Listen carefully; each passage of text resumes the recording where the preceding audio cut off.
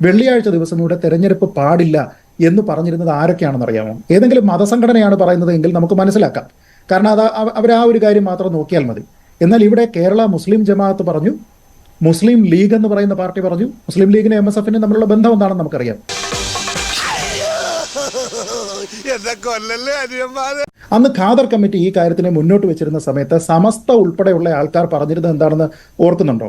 സ്കൂളിന്റെ സമയം രാവിലെ 8 മണിയാക്കുമെന്ന് പറഞ്ഞപ്പോൾ പുതുക്കുന്ന സമയം എന്ന് പറയുന്നത് മദ്രസ പഠനത്തിനെ ബാധിക്കും എന്ന രീതിയിലത്തേക്കുള്ള ഒരു ഡിമാൻഡ് വന്നു. അപ്പൊ ഞാൻ വീണ്ടും ചോദിക്കുന്നു, വിദ്യാഭ്യാസം എന്നതിന് മതം കോംപ്രമൈസ് ചെയ്യണമെന്നാണോ, മതവിദ്യാഭ്യാസം എന്നതിന് പ്രാഥമിക വിദ്യാഭ്യാസം കോംപ്രമൈസ് ചെയ്യണം എന്നാണോ നമ്മൾ പറയുന്നത്? ഉത്തരം പറ. ഞാൻ കൂടി പങ്കെടുത്ത ഒരു ടെലിവിഷൻ ചാനൽ ചർച്ചയിൽ MSFന്റെ പ്രതിനിധിയായിട്ടുള്ള ഒരു പെൺകുട്ടി വന്നിരുന്നു. അന്നുണ്ടായിരുന്ന വിഷയം നമ്മുടെ നാട്ടിലുള്ള ഓപ്പറേഷൻ തിയേറ്ററുകളിൽ ഈ രീതിയിലുള്ള മതം നിഷ്കർഷിക്കുന്ന രീതിയിലുള്ള വസ്ത്രം അനുവദിക്കണമെന്നാണ്. അന്ന് ഞാൻ ആ കുട്ടിയെ വേൾഡ് ഹെൽത്ത് ഓർഗനൈസേഷൻ ഇത് എന്തുകൊണ്ട് ഹൈജീനിക് അല്ല എന്ന് പറഞ്ഞുകൊണ്ടുള്ള അവരുടെ ഗൈഡ് ലൈനുകൾ വായിച്ച് കേൾപ്പിച്ചതിന് ശേഷവും ആ പെൺകുട്ടിയുടെ അഭിപ്രായം മാറിയിട്ടില്ല. മൂവാറ്റുപുഴ നിർമ്മല കോളേജിൽ നിസ്കാരത്തിന് മുറി വേണമെന്ന ആവശ്യം ഉന്നയിച്ച് 2 ദിവസം മുൻപ് മണിക്കൂറുകളോളം പ്രിൻസിപ്പാളിനെ തടഞ്ഞുവെച്ച വിദ്യാർത്ഥികൾക്ക് പിന്നിൽ ആരാണ്? ഒരു മതവിഭാഗത്തിന് മാത്രമായി പ്രാർത്ഥനയ്ക്ക് സൗകര്യം ഒരുക്കുന്നതിലെ അസൗകര്യം ചൂണ്ടിക്കാട്ടി മാനേജ്മെന്റ് ആവശ്യം നിരാകരിക്കുകയും ചെയ്തു. പഠിക്കണം, ഇതെന്താ ചന്തപ്പരയാ? ബഹുമാനപ്പെട്ട നിർമ്മല കോളേജിന്റെ അധികാരികൾ, അതിന്റെ മാനേജ്മെന്റുകൾ, അതിന്റെ ബർസാറച്ചൻ ഉൾപ്പെടെയുള്ള ആളുകൾ വളരെ വ്യക്തമായി കൃത്യമായി നിലപാട് പറഞ്ഞിട്ടുണ്ടല്ലോ. വളരെ വ്യക്തമായി കൃത്യമായി നിലപാട് പറഞ്ഞിട്ടുണ്ട്. എന്താണ് ക്യാമ്പസിൽ ഉണ്ടായത്? അത് അവസാനിച്ചു. അത് ഞങ്ങളുടെ വിദ്യാർത്ഥികൾക്ക് വന്ന തെറ്റാണ്. അത് ഞങ്ങൾ തിരുത്തി. അതോടുകൂടി ആ വിഷയം കഴിഞ്ഞപ്പോൾ നമ്മൾ ആ വിഷയം അവസാനിപ്പിക്കുകയല്ലേ. MSFനെ പ്രതിനിധീകരിച്ച ശ്രീ സജൽ ഇവിടെ പറഞ്ഞ 2 വാക്കുകളാണ് എനിക്ക് വളരെ കൗതുകകരമായിട്ട് തോന്നിയത്. ഒന്ന്, അദ്ദേഹം പറഞ്ഞത് ഇങ്ങനെ ഒരു ഡിമാൻഡ് അവിടെയുള്ള കുട്ടികളുടെ ഭാഗത്ത് നിന്ന് ഉണ്ടാകുന്നതിന് ഒരു കാരണം ആവേശം എന്നാണ്. രണ്ടാമത്തെ കാരണം അദ്ദേഹം പക്വതയില്ലായ്മയാണ് എന്നാണ് പറഞ്ഞത്. അപ്പൊ ഈ ആവേശവും ഈ പക്വതയില്ലായ്മയും ഒക്കെ തന്നെ നമ്മൾ പറയുന്നത് കേരളത്തിലുള്ള ഒരു കോളേജിൽ പഠിക്കുന്ന കുട്ടികളെ പറ്റിയാണ്. അപ്പൊ അതൊരു ഉന്നത വിദ്യാഭ്യാസ രംഗമാണ്, അല്ലാതെ അത് പ്രാഥമിക വിദ്യാഭ്യാസ തലമല്ല. അത് കഴിഞ്ഞതിന് ശേഷം വന്നിരിക്കുന്ന കുട്ടികൾക്ക് പക്വതയില്ലായ്മയുണ്ട്, അല്ലെങ്കിൽ ആവേശത്തോടു കൂടി അവർ പെരുമാറി ചെയ്യാൻ പാടില്ലാത്ത കാര്യം അവർ ചെയ്തു. അവർ ചെയ്തിരിക്കുന്ന ഡിമാൻഡ് തെറ്റാണ് എന്ന് ശ്രീ സജലും പറയുന്നുണ്ട്. ഞാൻ പറയുന്നത്, ശ്രീ സജൽ, ഇതിന്റെ ഉത്തരവാദികൾ ആരാണ്? കുട്ടികൾ ഇങ്ങനെ ആവേശത്തോടു കൂടി അല്ലെങ്കിൽ പക്വതയില്ലാതെ പെരുമാറിയെങ്കിൽ അതിന്റെ ഉത്തരവാദിത്തം, ഇത്തരത്തിലുള്ള അസംബന്ധ നിലപാടുകൾ എടുക്കുന്നതിനുള്ള പ്രേരണ വിദ്യാർത്ഥികൾക്ക് എവിടെ നിന്നാണ് വന്നിട്ടുള്ളത് എന്ന് ആലോചിച്ച് നോക്കിക്കഴിഞ്ഞാൽ അതിൽ നമ്മുടെ നാട്ടിലുള്ള എല്ലാ വിദ്യാർത്ഥി സംഘടനകൾക്കും ഉത്തരവാദിത്തമുണ്ട്, നമ്മുടെ നാട്ടിലുള്ള മതസംഘടനകൾക്ക് ഉത്തരവാദിത്തമുണ്ട്, നമ്മുടെ നാട്ടിലുള്ള പ്രധാനപ്പെട്ട രാഷ്ട്രീയ സംഘടനകൾക്കും ശരിക്കും ഉത്തരവാദിത്തം. നമ്മുടെ സമയം തീരെ ശരിയല്ല. ഇപ്പോ ശ്രീ മഞ്ജുഷ്, താങ്കളടക്കം ഓർക്കുന്നുണ്ടാകും, ഈ കഴിഞ്ഞ ലോക്സഭാ തെരഞ്ഞെടുപ്പ് നടക്കുമ്പോൾ കേരളത്തിൽ എൻ്റെ ഓർമ്മ ശരിയാണെങ്കിൽ ഏപ്രിൽ 26 വെള്ളിയാഴ്ചയാണ് ആ ലോക്സഭാ തെരഞ്ഞെടുപ്പ് തീയതിയായിട്ട് വരുന്നത്. ആ തീയതി പ്രഖ്യാപിക്കുന്ന സമയത്ത് ഇവിടെ ഒരു വലിയ വിവാദമുണ്ടായിരുന്നു. ആ തീയതി പുനഃപരിശോധിക്കണമെന്ന ആവശ്യമുണ്ടായിരുന്നു. കാരണം ഇത് വെള്ളിയാഴ്ചയാണ്, അതുകൊണ്ട് തെരഞ്ഞെടുപ്പ് മറ്റൊരു ദിവസത്തേക്ക് മാറ്റണം എന്ന് പറഞ്ഞിരുന്നു. അപ്പോൾ അന്നേരം വെള്ളിയാഴ്ച മുസ്ലിങ്ങളായിട്ടുള്ള ആൾക്കാർക്ക് അവരുടെ നിസ്കാരത്തിന് വേണ്ടിയിട്ടുള്ള സമയം ആവശ്യമുണ്ട്. അത് സാധാരണക്കാർ വോട്ട് ചെയ്യാൻ പോകുന്ന ആൾക്കാർക്ക് മാത്രമല്ല, അതിൻ്റെ പോളിംഗ് ഓഫീസർമാരായിട്ട് നിൽക്കുന്ന ആൾക്കാർക്ക്, ഏജന്റുമാരായിട്ട് നിൽക്കുന്ന ആൾക്കാർക്കൊക്കെ തന്നെ ഇത് ആവശ്യമുണ്ട്. അതുകൊണ്ട് വെള്ളിയാഴ്ച ദിവസം ഇവിടെ തെരഞ്ഞെടുപ്പ് പാടില്ല എന്ന് പറഞ്ഞിരുന്നത് ആരൊക്കെയാണെന്ന് അറിയാമോ? ഏതെങ്കിലും മതസംഘടനയാണ് പറയുന്നത് എങ്കിൽ നമുക്ക് മനസ്സിലാക്കാം. കാരണം അവർ ആ ഒരു കാര്യം മാത്രം നോക്കിയാൽ മതി. എന്നാൽ ഇവിടെ കേരള മുസ്ലിം ജമാഅത്ത് പറഞ്ഞു, മുസ്ലിം ലീഗ് എന്ന് പറയുന്ന പാർട്ടി പറഞ്ഞു. മുസ്ലിം ലീഗിനും MSFനും തമ്മിലുള്ള ബന്ധം എന്താണെന്ന് നമുക്കറിയാം. അപ്പൊ ഇതിൽ ഒരു പ്രശ്നമുണ്ട്. അതായത് നിസ്കരിക്കുക എന്ന് പറയുന്ന മതപരമായിട്ടുള്ള ഒരു ചടങ്ങ് എന്ന് പറയുന്നതിന് യാതൊരു വിധത്തിലുള്ള കോംപ്രമൈസും അവിടെ ചെയ്യാൻ പാടില്ല.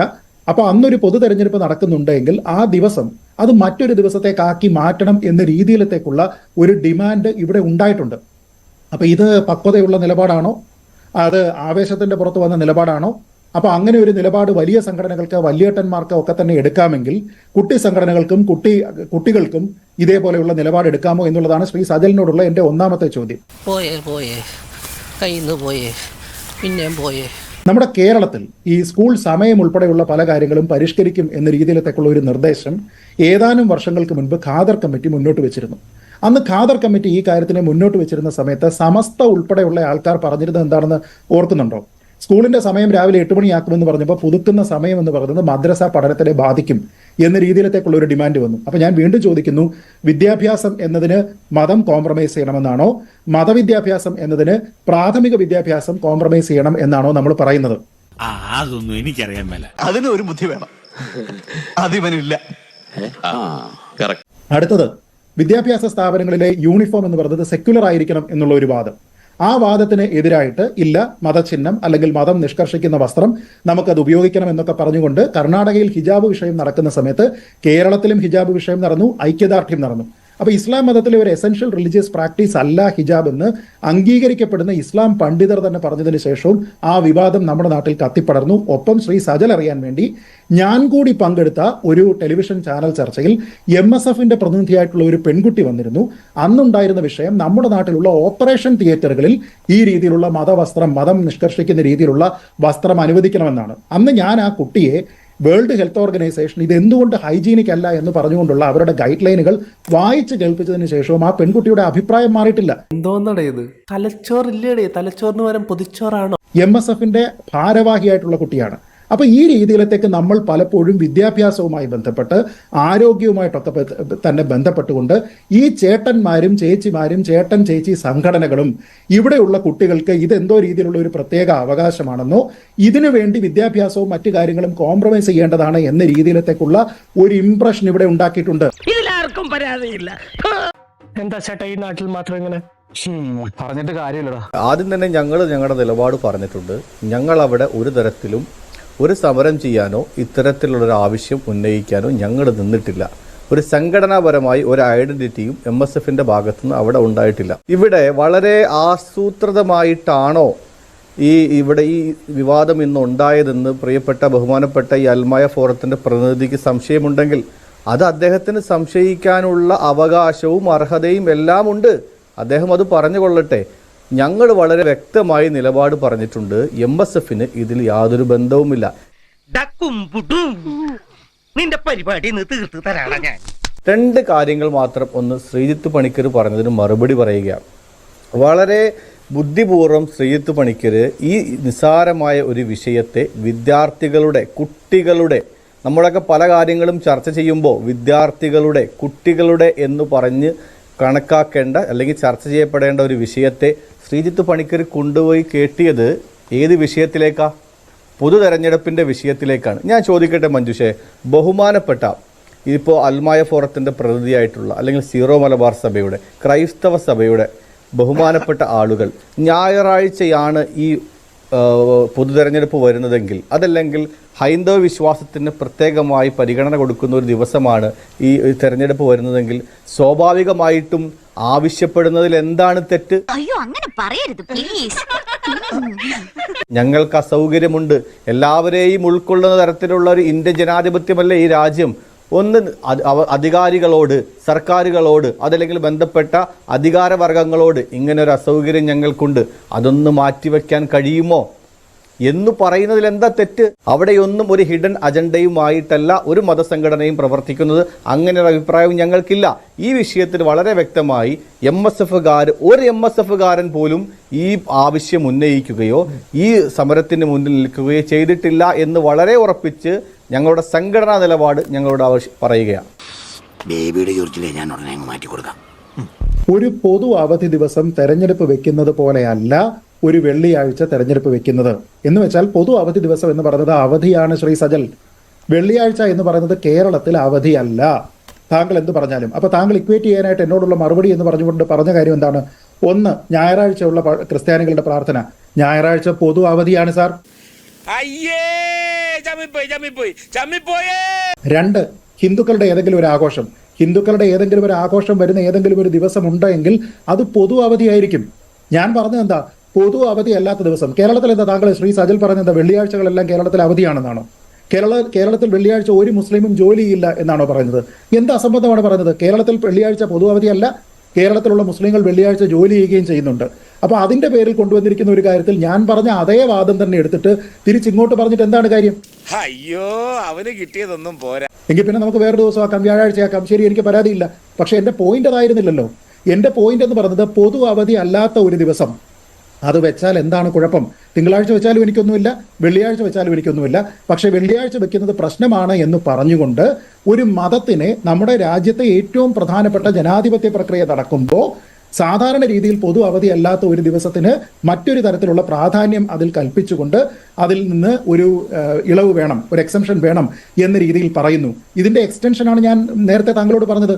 നിങ്ങളൊരു മണ്ടനായി പോയല്ലോ. ഖാദർ കമ്മിറ്റി റിപ്പോർട്ട് താങ്കൾ അംഗീകരിക്കുന്നുണ്ടോ? ഇവിടെ നാട്ടിലുള്ള ആൾക്കാർ സമസ്ത ഉൾപ്പെടെ പറയുന്നത് എന്താണ്? സമസ്തയും മുസ്ലിം ലീഗും തമ്മിലുള്ള ബന്ധം എന്താണെന്ന് എല്ലാവർക്കും അറിയാം. അപ്പോൾ MSFനുമുള്ള ബന്ധം എന്താണെന്ന് അറിയാം. ഖാദർ കമ്മിറ്റി റിപ്പോർട്ട് വരുന്ന സമയത്ത് ആൾക്കാർ പറയുന്നത് രാവിലെ 8 മണിക്ക് പറ്റത്തില്ലെന്ന്. അത് കാരണം എന്താ? മദ്രസയുണ്ട്, മദ്രസയുടെ സമയവുമായിട്ട് ക്ലാഷ് ആവും എന്നാണ് പറയുന്നത്. അതേപോലെ തന്നെയാണ് ഞാൻ പറഞ്ഞത്, MSFന്റെ ഭാരവാഹിയാണ് എന്നോടൊപ്പം ചർച്ചയിൽ പങ്കെടുത്തുകൊണ്ട് ഓപ്പറേഷൻ തിയേറ്ററുകളിൽ മതവസ്ത്രം വേണം എന്ന രീതിയിലത്തേക്കുള്ള കാര്യം പറഞ്ഞത്.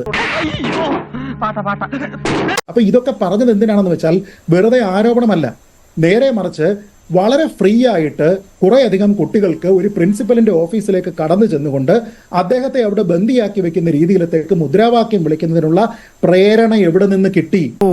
അത് ശരിയാണല്ലോ.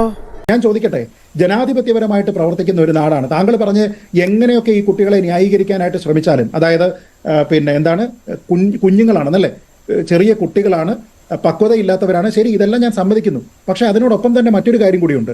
ഒരു ഡിമാൻഡ് എങ്ങനെയാണ് കൊടുക്കേണ്ടത് എന്നുള്ളതിനെ പറ്റി അറിയാത്ത ആൾക്കാരാണോ നിർമ്മല കോളേജിൽ പഠിക്കുന്നത്? അത് താങ്കൾ ചിലപ്പോൾ കുട്ടികളാണെന്ന് പറയും, പക്ഷേ ആ കോളേജ് അധികാരികൾ അത് പറയുമെന്ന് എനിക്ക് തോന്നുന്നില്ല. എന്തായാലും ഒരു ഡിമാൻഡ്, ഒരു റിക്വസ്റ്റ്, ഒരു പിന്നെ താല്പര്യത്തോട് കൂടിയിട്ടുള്ള ഒരു ഇന്റൻഷൻ നോട്ട്, അത് കൊടുക്കുന്നതിന് എങ്ങനെയാണ് അതിന്റെ ഫോർമാറ്റ് എന്നും അതിന്റെ സാമാന്യ മര്യാദ എന്താണ് എന്നും അറിയാത്ത ആൾക്കാരല്ല കേരളത്തിലുള്ള ഉന്നത വിദ്യാഭ്യാസ രംഗത്ത് പഠിക്കുന്ന ഒരാളും. എന്തിനേറെ ഹൈസ്കൂളിലോ UP സ്കൂളിലോ പഠിക്കുന്ന കുട്ടികൾക്ക് പോലും എങ്ങനെയാണ് ഒരു കാര്യം പ്രൊസീജിയറലായിട്ട് ചെയ്യേണ്ടത്, അതിനൊരു റിക്വസ്റ്റ് കൊടുക്കണമെന്നറിയാം. അപ്പോൾ അവിടെ ഇത്തരത്തിലുള്ള ഒരു ഡിമാൻഡ് അവിടെയുള്ള കുട്ടികൾക്കുണ്ട് എങ്കിൽ അതുമായി ബന്ധപ്പെട്ടിട്ട് ഒരു കത്ത് തയ്യാറാക്കി ആ കത്ത് അവിടെ കൊടുത്ത് ആ കത്തുമായി ബന്ധപ്പെട്ട് ചർച്ച നടത്തി എന്തെങ്കിലും രീതിയിലുള്ള പ്രശ്നം അവിടെ ഉണ്ട് എങ്കിൽ അത് പിന്നീട് ചർച്ച ചെയ്ത് പരിഹരിക്കുന്നതിന് പകരം അവിടെ പോയിട്ട് ഈ പക്വതയില്ലായ്മയുടെ പുറത്തിൽ ഈ കുട്ടികളെല്ലാവരും കൂടെ ചേർന്നതിന് ശേഷം ഒരു പ്രിൻസിപ്പലിനെ അവിടെ തടഞ്ഞു വെക്കുക എന്ന് പറയുന്നത് എന്ത് തരത്തിലുള്ള പക്വതയില്ലായ്മയെ കുറിച്ചാണ് താങ്കൾ പറയുന്നത്? ഈ എല്ലാം കൂടി ഞാൻ എവിടെ കൊണ്ടേ വെക്കും? സംഘടനയുടെ ഭാഗത്ത് നിന്ന് അവിടെ സംഘടനയുടെ മുദ്രാവാക്യങ്ങളില്ല, പക്ഷെ വിദ്യാർത്ഥി ഐക്യം എന്നുള്ള മുദ്രാവാക്യം ഉണ്ടായിരുന്നു. എനിക്ക് ചോദിക്കാനുള്ള ഒരു ചോദ്യത്തിൽ നിന്ന് ശ്രീ സജൽ ഇതുവരെയും മറുപടി പറയാതെ തെന്നിമാറി.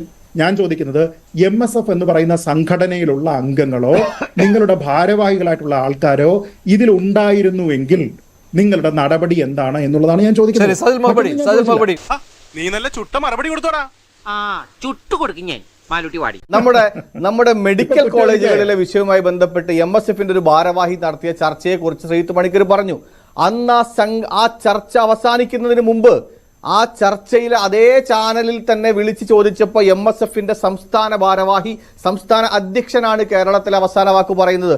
അദ്ദേഹം പറഞ്ഞിട്ടുണ്ട്, ഇത് MSFന്റെ നിലപാടല്ല. വ്യക്തിപരമായി ആരെങ്കിലും ഒരു നിലപാട് പറഞ്ഞാൽ MSFന്റെ നിലപാട് സംസ്ഥാന അധ്യക്ഷൻ പറയുമെന്ന്. അപ്പോൾ ഇങ്ങനെയൊക്കെ വളരെ വ്യക്തമായി ആ ശ്രീജിത്ത് പണിക്കർക്ക് അറിയാവുന്ന കാര്യങ്ങൾ പകുതി അദ്ദേഹത്തിന് ആവശ്യമുള്ളത് മാത്രം പറഞ്ഞുകൊണ്ട് ആവശ്യമില്ലാത്തത് മറച്ചു വെച്ചുകൊണ്ട് മറ്റൊരു തരത്തിലേക്ക്